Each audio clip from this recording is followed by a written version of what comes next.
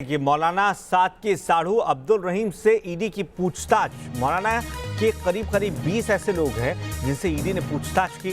Shamli farm house के कर्मचारियों से भी ईडी ने सवाल जवाब किए हैं। ईडी ने पूछा मरकज में पैसा कहां से आता था। 2000 करोड़ की जो प्रॉपर्टी तैयार की थी मौलाना साद ने, उस प्रॉपर्टी को लेकर भी तमाम सवाल जवाब हुए हैं। मरकज के सारे रिकॉर्ड्स को कौन देखता है, मरकज से पैसे विदेश क्यों भेजे जाते थे और किन किन खातों के जरिए लेन देन होती थी। इससे पहले भी ये साफ किया गया था कि कहीं ना कहीं हवाला कारोबार के जरिए भी पैसों का लेन देन किया जा रहा था। मौलाना साद से जुड़े जो तमाम करीबी लोग हैं उनसे भी अब यही पूछताछ की जा रही है। ईडी का शिकंजा कसता जा रहा है। वहीं क्राइम ब्रांच जो लगातार 4 नोटिस भेज चुकी है मौलाना साद को, और अब बहुत हद तक मुमकिन है कि 5वां नोटिस ना भेजा जाए, बल्कि मौलाना साद की गिरफ्तारी अब हो सकती है। रुमान उल्लाह खां हमारे साथ ज्यादा जानकारी के साथ जुड़ चुके हैं। रुमान, कब तक खैर मनाएगा मौलाना साद? मैं रुमान आपसे समझना चाहूंगा, आपको अगर हमारी आवाज आ रही है तो आपसे समझना चाहेंगे कि और क्या कुछ सवाल जवाब हुए आज? देखिए, बिल्कुल प्रवर्तन निदेशालय ने जो पूछताछ की है, अब तक करीब 20 के करीब ऐसे लोग हैं जिनसे ईडी पूछताछ कर चुकी है। अब इसमें 2 नाम और जुड़े हैं, मौलाना साद के बड़े बेटे और मौलाना साद के साढ़ू का। सीधे तौर पर इनसे इन अकाउंट्स के बारे में पूछताछ की गई है। इनसे पूछा गया कि इतनी बड़ी रकम जो इन 11 खातों में आती थी वो कहाँ से आती थी।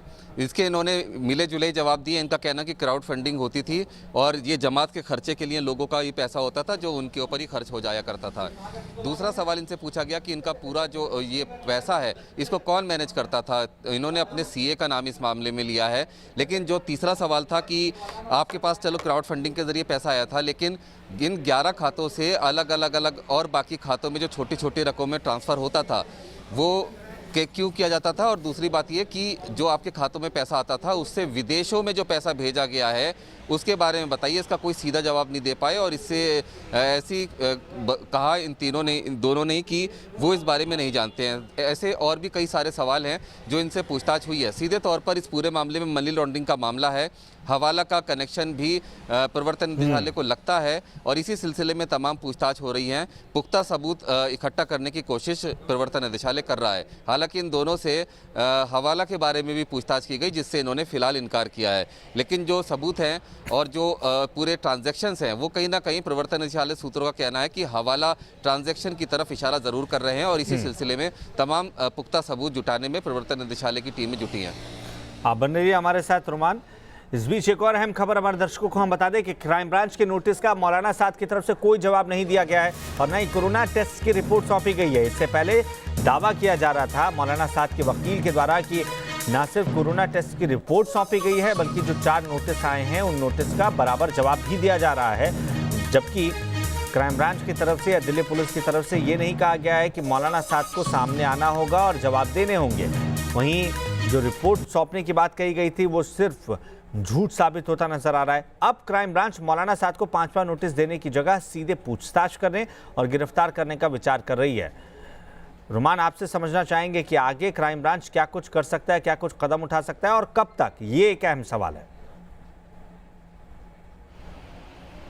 मौलाना साद को क्राइम ब्रांच अब तक 4 नोटिस दे चुकी है, लेकिन किसी भी नोटिस का उन्होंने माकूल जवाब नहीं दिया है और कोरोना की आड़ में वो लगातार छुप रहे हैं। इसके अलावा अपने करीबियों के जरिए भ्रम की स्थिति पैदा करवाई है, भड़काऊ मैसेज डलवाए हैं। सीधे तौर पर क्राइम ब्रांच अब 5वां नोटिस देने के बजाय सीधे मौलाना साद को हिरासत में लेने का विचार कर रही है। लेकिन चूंकि उन्होंने अपना कोरोना टेस्ट सरकारी अस्पताल में नहीं कराया है और ना ही उसकी रिपोर्ट क्राइम ब्रांच को सौंपी है, अपने घर के अंदर वो बंद हैं ऐसा उनका दावा है। और सबसे बड़ी बात यह है कि अब इस स्थिति में कोरोना के हालातों को देखते हुए जो क्राइम ब्रांच की टीम है उसने बड़े डॉक्टर से कंसल्ट किया है और मौलाना साद के ठिकाने का पता भी क्राइम ब्रांच को चल गया है। आने वाले दिनों में या कुछ समय में ऐसा हो सकता है कि क्राइम ब्रांच की टीम सीधे मौलाना साद के उस ठिकाने पर पहुंचे और मौलाना साद को गिरफ्तार किया जाए। और इस टीम में क्राइम ब्रांच के अधिकारियों और टीम के साथ में डॉक्टर्स भी शामिल होंगे, क्योंकि कोरोना को लेकर मौलाना साद ने जो भ्रम की स्थिति फैला रखी है उनका कोई बहाना उस समय ना चल सके और डॉक्टरों की सलाह के आधार पर ही मौलाना साद को पकड़ा जाए, क्योंकि ये प्रिकॉशन इसलिए भी लिए जा रहे हैं क्योंकि हाल फिलहाल में ही जो क्राइम ब्रांच की टीम इस पूरे मामले की जांच कर रही है, मरकज़ मामले की, उसमें से कुछ जो पुलिसकर्मी हैं वो कोरोना पॉजिटिव पाए गए हैं। तो लिहाजा इसी कोरोना की आड़ में मौलाना साद लगातार छुप रहे हैं, नोटिसों के जवाब नहीं दे रहे हैं, भ्रम की स्थिति इसलिए पैदा कर रहे हैं ताकि उनको लगता है कि इस कोरोना की वजह से इसकी आड़ में वो गिरफ्तार नहीं होंगे। लेकिन सीधे तौर पर मौलाना साद के अलावा जो और 6 इनके सहयोगियों के खिलाफ FIR दर्ज हुई है, इन सभी की गिरफ्तारी जल्द हो सकती है, ऐसा क्राइम ब्रांच सूत्रों का कहना है। तो कब तक गिरफ्तारी से बचेगा मौलाना साद, ये देखने वाली बात है, क्योंकि शिकंजा हर दिन के साथ कसता जा रहा है और मौलाना साद की तरफ से ना तो नोटिस का कोई जवाब दिया जा रहा था, ना ही कोरोना टेस्ट की जो रिपोर्ट सौंपे जाने की बात कही जा रही थी वो सच साबित हुई है। तो अब देखना यह है कि क्राइम ब्रांच कब तक अगला स्टेप उठाता है और अगला कदम उठाकर कब तक मौलाना साद को गिरफ्त में लेता है। रुमान उल्लाह खां, तमाम जानकारी के लिए आपका बहुत बहुत धन्यवाद।